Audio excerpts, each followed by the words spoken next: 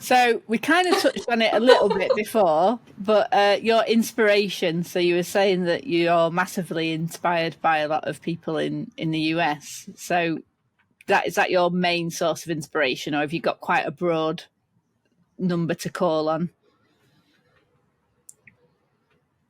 I'm inspired by the US, and there are things that I'm not a fan of. Obviously, the gun laws, abortion rights. I'm not saying that the US are like angelic of any sort, but when it comes to comedy and entertainment, what I love about what I see from the US, as a generalization, is that it's the grandiose kind of magnificence of and the majesty that they're willing to inhabit and invest in to make brilliant art, to make our jaws drop, to make people go wow, to create a spectacle, to elevate people to a status of where we can be in awe. And it's that ability to create a sense of awe around, the arts, around entertainment, around art forms. And there's, as much as like it takes a level of confidence and conviction, and one might almost say ego, but like I would say healthy ego, ego to do that. It actually, conversely, we live in a world of opposites, of polarities. And in order to be that, like, inherently full of majesty, you have to have that same opposing force of humility. Like, you can't inhabit a sense of majesty without kind of bowing your head in reverence and going, I worship the ground you walk on, to your audience, because an audience isn't going to partake and enjoy something that's just pure arrogance. Majesty isn't pure arrogance. Majesty must also carry humility in order for an audience to want to engage and follow and just, serve and worship. And it's that incredible ability that I see from that culturally in the US that I think is amazing. I'm not saying it's perfect, and I'm not saying it ain't flawed. Like, there's obviously a lot of corruption and there would be a lot of arrogance and narcissism in that melting pot too. But I don't think that we talk about like the positives enough, and I don't think that we even acknowledge it or maybe even see it and know that that's what it is. I think that we just get starstruck and we don't know how to put it into words. But I think that that's what it is. I think it's a country of artists and entertainers that will bet on themselves and go big and put their everything on the line, and people will worship that. And I think that that's really cool. And I think as an entertainer, that's what we want. We want to go all out. We want it to be a spectacle. We want it to be one of those pinch me moments where you go, I am on cloud nine. This is the best experience of my life, whether you're in the audience or whether you're performing, even, and I know that a lot of the specials aren't actually filmed at Radio City, but I love that venue. Like that venue has housed some comedy, and I even look at that venue and I go, even the drapes, like I would just stare and drool at the drapes for a day. Like, I just want to be in that venue to touch the drapes. It's in everything, from the architecture even to, the curtains to it's in their way of life, I think. It is interesting, and it's a bit of a wormhole, so I won't go too deep into it, but I do want to touch on it. It is interesting, though, looking at, the recent strikes, in the entertainment industry over there, because I think that the future, I don't know what the future looks like. Like, this is what America has been, and this is what I still believe that it does quite well, but there has been a lot of strain on artistry and entertainment over there from the actual artists and actual creators on the ground. There's been a lot of strain for them, sorry, not from them, for them. So I don't know what the future of entertainment looks like from the US or even globally, but definitely in the past, and even, as a kid, it was always a, jaw-dropping awe moment when watching entertainment from there. Yeah. And I think the UK have a lot of that in common too. I think that they're a lot, definitely, the UK is definitely a lot stronger than Australia for sure. Yeah, I think the difference for me between British people and Americans is the self-confidence. Like Americans are very good at saying, I am good at this. And I'm not ashamed that I'm good at this. And I'm not ashamed to tell you that I'm good at this, because that's how good I am. And I think that's probably, it comes across as arrogance. Beautiful. Yeah, it comes across as arrogance to a lot of other nations. And obviously Brits are known as being very self-deprecating. So we'll be like, oh no, this is crap. I'm no good at this. And then, so that's a real big dichotomy between the two nations. And I think that's something we could all take a drop of occasionally, because I think, the imposter syndrome thing, if we all just took a little ounce of that self-belief and said, no, actually, I am good at this. I am good, and I'm gonna own that.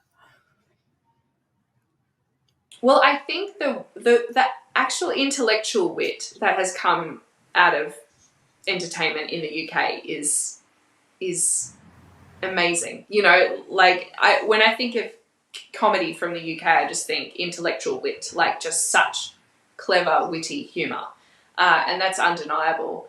But I think that what's really interesting about what you just said is that you were talking about self-deprecating, and when you think about the energy of that, that's minimizing, and it makes us smaller. And the energy of saying, I'm great at this, and I own this, and I'm fantastic, and I'm telling you about this because it's great, regardless of whatever skill level you're presenting or any gift that you're presenting, immediately you're going bigger, you're taking up more space, you're creating more majesty just in the way that you're showing up with it, which is already going to make people feel more in awe and inspired and awake, and that is really great. Like, that's a really amazing thing to be able to do. And I know, as somebody who has been doing the artsy thing in Australia for so long, I was saying this to several people recently, because here we have an epidemic of tall poppy syndrome, to the point where if you want to be really good and do really well at something, it does come part and parcel with loneliness and being cast out from many circles, that you've been in and things, because the tall poppy syndrome is just such an epidemic. And I'm at a point in my life where I am so fed up with that energy that I would like nothing more to wake up and be in a space of people with that go bigger energy, take up space energy, know that they're good. I mean, why do I need to be intimidated by somebody that's great and says that they're great?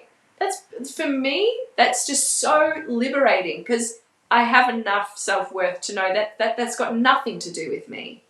And it's that thing of, the light that you're in the presence of is the light that you can emulate and find for yourself. And so when you're in spaces where you're constantly made to dim light, dim, it becomes so hard, to be in shared spaces, sharing a gift with people, when it's just not permitted to be bright. And it drives me up the wall. And I think that, wow, that's a huge strength that the US has. It's a huge strength. Yeah. Yeah, we all definitely need to dip into that a bit more. And I think, we've always said when we've discussed it, comedy is such an exchange of energy. And it starts from the moment you walk on the stage and pick up the mic, and people sense that. So you have got to have a pretty decent core of self-belief to be able to get up there and do it. And I mean, who's it going to hurt by rocking a mic and walking up there like God just shat you out of the heavens? Like,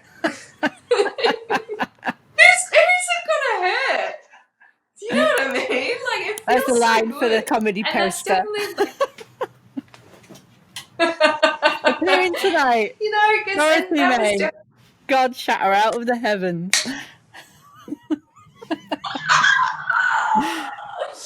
you know, and that's the thing.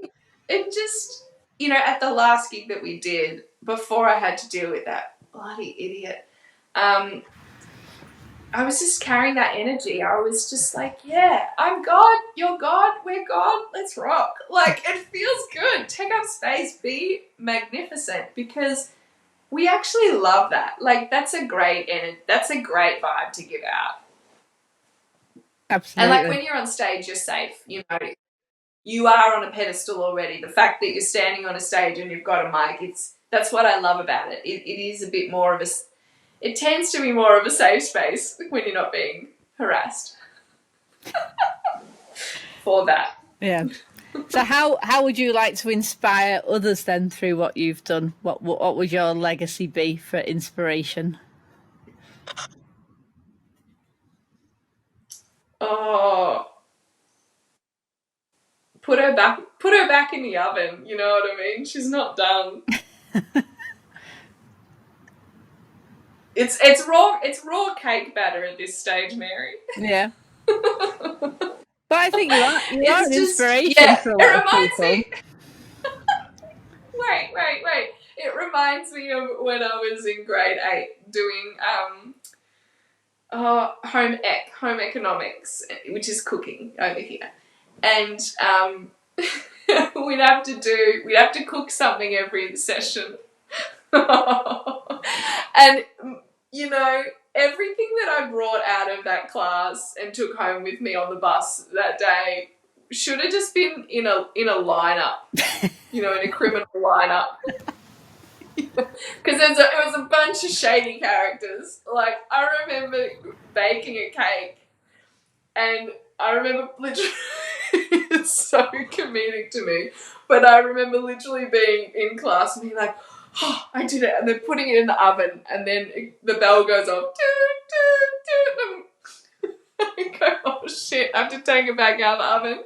I literally just put it in for a minute, and we're done. Class is over, and I'm going to take it back out of the oven, and I'm going to put it in like a plastic bag, and I didn't bring any Tupperware for the session, so I just pour this batter into a plastic bag and take it on the bus.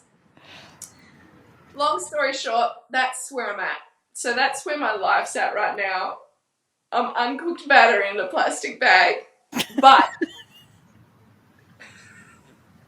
who doesn't love licking the spoon? Exactly. What I mean, you can't say more than that. And what I'm trying to say is probably where I'm at right now. You know, I hope I have a lot of dreams for what my legacy will be, you know, in years to come, and like at the end of my life, and what that dream would be, which I'm going to keep on lock because I love keeping beautiful secrets like that. But I think that the legacy of like the moment that I'm in right now, and what I hope people receive from me when they engage with me right now, is just to trust. Because that's what I'm taking out of this moment in life too, is going, how can I just trust right now? Because things don't seem, like from the inside, things don't seem overly optimistic or positive, to be honest. Like, I've been through it in the last several months, and we've had a lot of challenges, a lot of what people might label setbacks. And you know, there's a bit of a standstill at the moment, and there's a lot of things that need to move around in the foundations of what I'm doing for the next stage to be even possible. And it's going to take time. It's not going to happen overnight. And the beauty of people watching it from the outside is they're going to forget about me while I'm not in their face. And then I'll pop up and be in their face again in 5 or 6 months when I've got my shit together.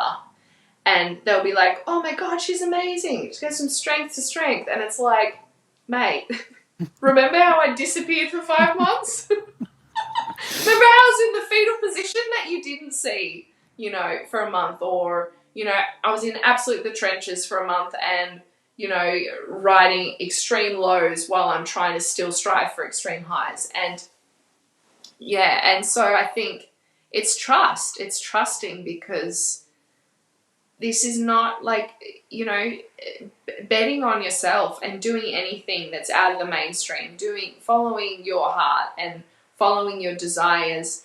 It doesn't feel sensible. And even when we try and build a structure around it to approach it in what we might see as a sensible way, it's still so inherently risky.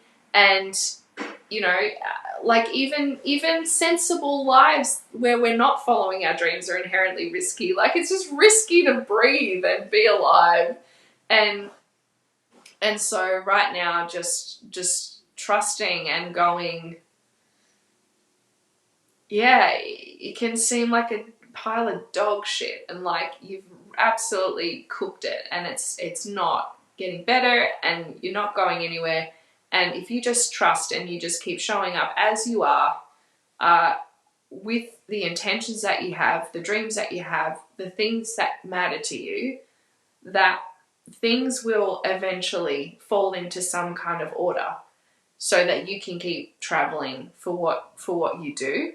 And there's a really beautiful poem called, you might know it. I think it's called the Desiderata. Oh yes, one of my And favorites. or it might be prose, actually. Sorry. And within that, it's beautiful. It's just got like a guide of all of the things in life to remember. And I can't remember the exact quote from it. You might be able to help me. But it's it's something like continue to nurture your gifts throughout the passages of time, because they will be your greatest resource, or they'll be your greatest blessing, something like that. And I really believe in that, because at times it can feel like your gifts are not doing anything in the world. Like, you're still investing and you're still connecting with your form and your art and whatnot, and you just be getting crickets, or you just don't have that next move to actually make it go somewhere, or you don't have that way of connecting, or, you know, things aren't happening in that moment. But you still do it anyway, because it's a part of who you are. And you just trust that if you just always show up in that space every day, like over the period of a whole lifetime, something's going to work. Something's going to be magnificent. Something beautiful is going to come from that. And we don't always get to know what that is, whether that's going to actually ever be financially, you know, remunerating us. But there's so much more that we get from our creative practice, whatever it is, than money anyway. And it's hard when you when you commit to it in a sense where you're wedded to the need for money. And I'm certainly there. Like, to some extent, I do need to be successful at some point, because otherwise I will be in trouble. And that's a reality too. But I think it's important to remember, outside of that there are other elements at play too, and that a life of art, a life of your practice is beautiful. It is beautiful. Like, if I can't, one of my greatest blessings in my life is that, and I almost think I might tear up talking about it, because You're making me cry. to be able to have With spent, what you're saying. yeah, well, just to have been able to have the gift of being able to practice comedy for 3 years, you know, amongst, you know, in a dual sense with, you know, for 3 years I've focused on coaching, singing and comedy. And together, the gift of both, to be able to have done that for 3 years. And for me, I knew it wasn't viable to work full time as a comedian from Brisbane for the last 3 years. I knew that while that's possible, that wasn't going to happen overnight. But what I did know is that I could still make a career from comedy and work a lot more if I did coach it, and if I did create something that benefited others in the same way that I'm benefiting, and if I could practice comedy and study comedy and teach it, and, you know, learn and perform and do it in all these beautiful different complementary, engaging ways. And it's meant that I've been able to spend hours, like hundreds of hours with the craft that I love. That is, I love it, and for somebody that, that's listening that maybe doesn't do an art form, maybe is approaching it with a love for sports, or or the sciences, or they love mathematics and those sorts of things. Or for somebody that just isn't super passionate about anything, because I know a lot of people that are just like, I just don't feel that kind of passion in life. Like, I just do things and it's kind of good. And like, there are plenty of people like that too. And what I would say to those people is, imagine for somebody else, for someone that's passionate about a craft, imagine that for them is like the person that you love the most in the world to you. Because for me, the greatest relationship of my life is my relationship to my art. For me, it's like having a relationship to a person. That's how vital it is to me, and that's how much I grieve when I'm pulled away from it and I can't be with the one that I love, And I think that would probably be the best way to communicate that to people that wouldn't understand otherwise what this means, because I know that there's been a lot of like flippancy over the years as I've practiced these forms of people just kind of thinking, oh, it's not a big deal, just put the project off, or just do this instead, or you can do that, later down the track, or it's just a silly little thing. All those like minimizing things of, I'll get a full-time job even though it will impact on your relationship with your art. And it's really hard because it is the love of your life, and it is like a partner, and it is like, asking, well, for me, it's what I would imagine asking a mother to go back to work and miss out on spending crucial years raising her children. It feels like that for me, and I'm not a mother, and I'm,